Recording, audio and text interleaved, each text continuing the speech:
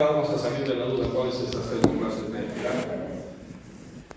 Entonces, al igual que todas las clases, ¿cuál es el objetivo de esta clase de hoy? Es que ustedes aprendan a reconocer justamente esa malocución clase 3, ¿no? Identificando cuál es el origen. En todas las malocuciones hemos identificado cuál es el origen, ¿no? Haciendo un diagnóstico diferencial entre la clase 3 verdadera y de la pseudo clase 3 o falsa clase 3, ¿verdad? Y así elegir una alternativa de tratamiento adecuada y oportuna. Como estamos viendo, siempre hay que hacer un tratamiento oportuno, ¿no? Mientras más temprano, es mejor. En este caso, la clase 3, igual. La clase 3, si bien es cierto, tiene un buen componente genético, ¿no? Y que va a continuar creciendo, se va a expresar ese componente genético, pero si nosotros logramos de repente detectar a tiempo y hacer un tratamiento previo o adecuado a tiempo oportuno, vamos a hacer de que de repente más adelante esa clase 3 no va a ser tan magnificada, ¿no es cierto? Y va a ser su tratamiento un poco más fácil de resolverlo que si lo dejáramos a que se exprese sin ningún tratamiento previo, ¿no? Si lo dejamos hasta que sea adolescente y recién vamos a verlo, de repente es un caso muy difícil, muy complicado, ¿ya? Entonces hay que hacer siempre un tratamiento adecuado oportuno. Entonces vamos a desarrollar todo este contenido, como en todas las malocuciones que hemos hecho, vamos a ir pasando rápido, ¿ya? Entonces, como introducción, miremos que dice que una de las malocuciones más complejas de tratar justamente es la clase 3, una de las más complejas, ¿no? ¿Cuál en el examen vino también una de las complejas? ¿Cuál era? Y que tenía alta residuo, que dijimos ahí en la mordida abierta, ¿no es cierto? La abierta era la que tenía una también que es difícil y que tiene alta residuo. Entonces acá entre las sagitales, la más difícil de tratar, ¿no? La más compleja es justamente esta malocución clase 3, entre las malocuciones sagitales, ¿no? Entre la 1, la 2 y la 3. Otra pregunta del examen que era fácil era el estudio epidemiológico que se había hecho acá mismo en Tacna, y también han fallado la mayoría. Era de Tacna, era prefijo que tenía la pregunta fija de Tacna, ¿sí o no? Doctor, eso lo estudié para el primer examen. Y no te acuerdo. Y muchos me han puesto que la clase 3 es la de más prevalencia, ¿no? O sea, el número más grande le ponen a la clase 3. ¿Cuál era el orden? ¿Cuál era el número más grande al ojo cerrado? ¿Cuál era? Clase 1. El número que seguía, clase 2, pero en la primera división, ¿no es cierto? El número que seguía era la clase 3 y el más chiquito era la clase 2, segunda división, ¿no es cierto? Así era el orden. ¿Ya? Si eso lo hemos explicado, hemos ido viendo cuál es la de más prevalencia, cuál es, ¿ya? Entonces, no se olviden, ¿ya? Ahora, la malocución de clase 3 dice es un fenotipo dentofacial heterogéneo que se caracteriza por el crecimiento excesivo de la mandíbula, una deficiencia del maxilar o una combinación de ambos, ¿no? O sea, puede ser un excesivo crecimiento de la mandíbula, que es justamente ahí reside el componente genético. Siempre ustedes tienen que ver los padres del niño que viene, si también tienen ese componente genético que crece más la mandíbula, ¿no? Un excesivo crecimiento de la mandíbula, una deficiencia maxilar. De repente la mandíbula está de buen tamaño, está en buena relación con el cráneo, pero la que tiene poco crecimiento es la maxila, ¿no es cierto? Entonces, o puede ser una combinación de ambos, ¿no? La mandíbula crecida y la maxila disminuida, ¿ya? Como vamos a ver más adelante. Esto como manera de introducción. ¿Qué más dice? La malocución de clase 3 está identificada como la mesio-oclusión. La clase 2 que era disto-oclusión, lo contrario a esta, ¿no es cierto? Entonces, eso también hay fallas que no saben cómo dar las características de cada, ¿no? En el examen era también poner disto-oclusión. En este caso, la malocución clase 3 es lo contrario, es una mesio-oclusión, ¿no? Ya sabemos que es en sentido sagital, ¿no es cierto? Entonces, ¿de quién es la mesio-oclusión? Ya les hemos hecho por mnemotecnia, ¿no es cierto? Hemos dicho, ¿cuál es el hueso que se mueve? ¿La mandíbula o la maxila? Mandíbula. La mandíbula es el inferior, ¿no es cierto? Entonces, es una mesio-oclusión de la arcada inferior, ¿no es cierto? Es la que se mueve, ¿sí?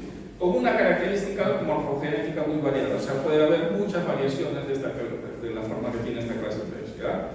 Los factores que provocan esta malocución tienen un fuerte componente hereditario, genético, ¿no es cierto? Entonces hay un buen componente hereditario, genético en esta malocución clase 3. Además de factores ambientales y funcionales. O sea, no solo es genético, sino que también hay otros factores. Como en las otras malocuciones, igual salían las otras malocuciones, pero en esta clase 3 hay un fuerte componente genético hereditario. ¿Ya?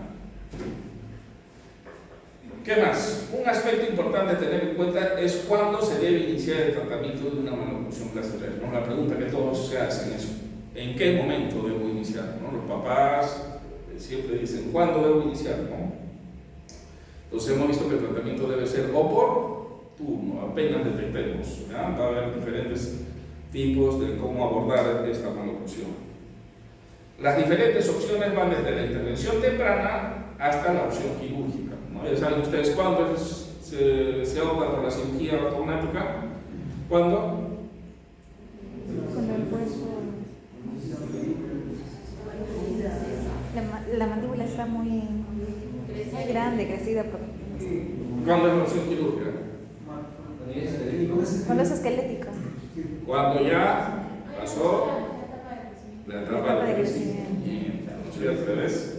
Esas preguntas ya deben saber responderlas adecuadamente. Ya. ¿Ah? Entonces, eso les estoy enseñando. Ustedes ya sepan. A razonar, hemos dicho que ortodoncia es razonamiento. ¿Ya? Entonces, ustedes tienen que razonar lo que van a poner. Entonces, ¿hasta cuándo? Ya lo habíamos explicado, ¿no? ¿Por qué? ¿Cuándo se recurre a la cirugía? ¿No? Porque si todavía está en crecimiento, ¿qué podríamos hacer? Tratamiento de ortodoncia, ortopedia. Ortopedia, ¿no es cierto? Trabajar en el hueso es ortopedia. Trabajar en el diente por el problema de dientes, ortodoncia. ¿Ya? Entonces esto ya se lo conocen, esta diapositiva ha estado desde el comienzo, se la conocen desde el año pasado. Bueno, no sé si el doctor Marcos se les ha enseñado. ¿Ya? ¿Y acá quién es este doctor? No es el doctor Haas, no es Haas. No es Haas. Es el doctor Ángel, el padre de la ortodoncia. Y clasificó, ¿no? La clase 1, clase 2, clase 3. Entonces, ¿ahora qué nos interesa? La clase 3. ¿Ya? Acá, porque se llama clase 1. Acá está, en esta clase 1, para diferenciarla, ¿no es cierto? Clase 2 era hacia distancia, ¿no es cierto? Distoclusión. Y lo contrario, hacia adelante, es la mesioclusión. Esa es la clase 3, ¿no? Esa es la característica de la clase 3, una mesioclusión. Y acá ya saben, pues, porque eso sí se lo ha aprendido en modo cuando el surco, mesio, vestibular, retinal, molar, inferior, mesial, está mesial, mesio, vestibular, retinal, molar, eso se lo aprenden de paporeto ustedes siempre. Y es lo único que responden cuando se les pregunta, ¿no? ¿Cuál era la malocución? Clase 2, primera división, subdivisión derecha. ¿No? Ahí tenían que razonar, igual era para razonar, ¿no? Pero solo me ponían esta partecita y no ponían lo demás. Hay algunos que sí se van a pedir. Entonces, hemos visto que las malocuciones no solo se dan en el sentido sagital, sino que también en los otros planos del espacio, ¿no es cierto? Los patrones faciales, hemos visto pues, la comparativa, ya vimos la clase 1, hemos hecho la clase 2 en la anterior unidad y ahora estamos haciendo la clase 3. Cómo va variando esta foto que la han trabajado computativamente para expresarnos una misma cara como se vería en clase 1, clase 2 y en patrón clase 3. ¿Ya? Entonces, etiología de la maloclusión. ¿Cuál es la causa de la maloclusión clase 3? Dice, la maloclusión clase 3 o mesioclusión, que también se le denomina, a pesar de tener una fuerte base genética, entonces ya estamos de acuerdo que es la que tiene más fuerte base genética, ¿no? Más fuerte su base genética. Además de eso, dice que presenta una etiología multifactorial, es decir, una interacción de la genética con el ambiente, es poligenética. ¿Ya? En todo caso, si se observa presente el patrón genético, este influye más que el ambiental y el pronóstico ortodóntico será menos favorable. O sea, si vemos que hay patrón genético, este va a ser de mayor influencia y entonces ya sabemos que su tratamiento va a ser menos favorable, ¿no? Su pronóstico va a ser menos favorable, ¿ya? Cuando hay un patrón genético. Por eso es importante pedirle las fotos de los parientes, del papá, de la mamá, para saber si también tienen ese fuerte componente genético en el crecimiento de la mandíbula. ¿Ya? Ahora, vamos a ver la epidemiología de la malnutrición clase 3. Dice que también igual, ¿no? La prevalencia varía en función del origen étnico de la población. Y vamos a ver que los europeos del 1 al 4% tienen esta malnutrición clase 3. En los latinos aumenta, el 5% de latinos tienen esta malnutrición clase 3. Y los orientales es aún mayor, ¿no es cierto? 14% según los estudios dicen que las razas amarillas tienen una malnutrición clase 3. En la clase 2, ¿cuál era la que tenía mayor? ¿Ah? La pregunta del examen es la que me dijeron que es la más fácil. La primera pregunta, ¿ah? Raza amarilla. Raza blanca, ¿no? Amarilla. Blanca, acá sería la raza amarilla en la clase 3 sería, ¿no es cierto? ¿Ya? Y acá está la pregunta del examen. Ahora sí se... Va a entrar ahora sí. Ahora sí se acuerdan, ¿no? Para el siguiente examen vamos a poner acá la bandera de Venezuela, vamos a poner cómo es en los venecos. ¿No? Vamos a hacer un estudio epidemiológico, los venecos que están en Tacna. Listo, entonces ya se sabe, la clase 3 es justamente de las... Si solo consideramos clase 1, clase 2, clase 3, justamente es en ese orden. La clase 1 la mayor, le sigue la clase 2 y le sigue la clase 3. Pero en este estudio que hicieron en Tacna, a la clase 2 le hicieron el estudio con las subdivisiones, con las divisiones, ¿no? División primera y división segunda. Y la división segunda pues, es un número menor, ¿no? Menor aún que la clase 3. Ahora ya nos queda más bien, ¿no es cierto? Ya la segunda matrícula, ya la única que está durmiendo es Lourdes, ya no se acuerda de la explicación. Lourdes estudia en 2 horas, dice, ¿no es cierto? Características de la malnutrición clase 3. Dice que la malnutrición clase 3 se caracteriza por la relación mesial, perdón. Estamos repitiendo cada rato esto, ¿no? Relación mesial de la área mandibular con respecto a la maxilar. Tomando como referencia la cúspide mesiovestibular del primer molar maxilar, concluyendo mesial al surco mesiovestibular del primer molar maxilar. ¿No? Ahí vemos en las fotos. Acá están las rayas, son justamente como deberían estar, ¿no es cierto? Pero vemos que este surco está mesializado, ¿ya? Entonces, esas son las características de la malnutrición en cuanto a su relación molar, ¿no? Pero también vamos a ver que acá tenemos una mordida invertida, ¿no? En la parte anterior de los incisivos. Y acá están los gráficos, que también ese gráfico se lo he puesto en los 2 exámenes. Y hay varios que lo han aprendido ¿qué se llama? Dar las características, a llenar cómo son las características del gráfico, del diagrama. Pero hay otras personas que todavía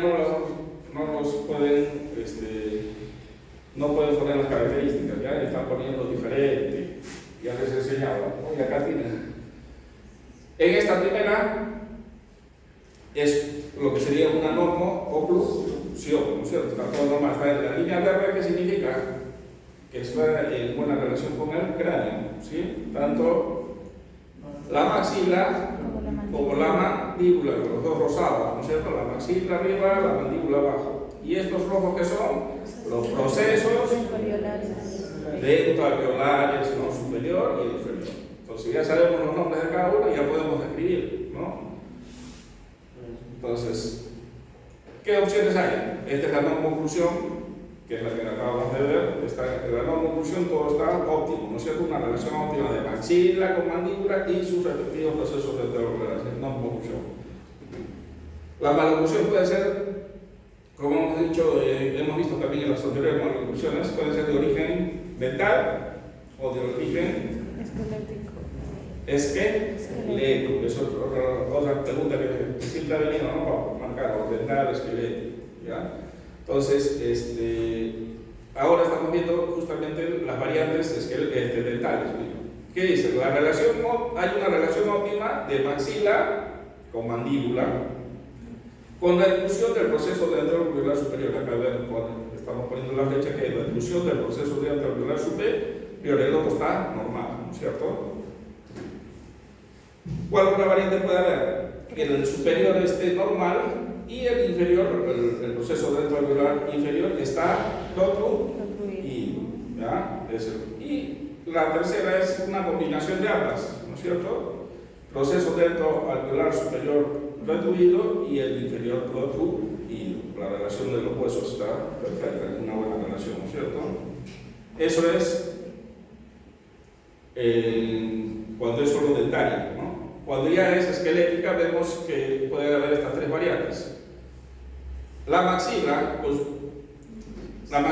su respectivo proceso dentoalveolar están retroidos y la mandíbula con su respectivo proceso dentoalveolar están en posición normal.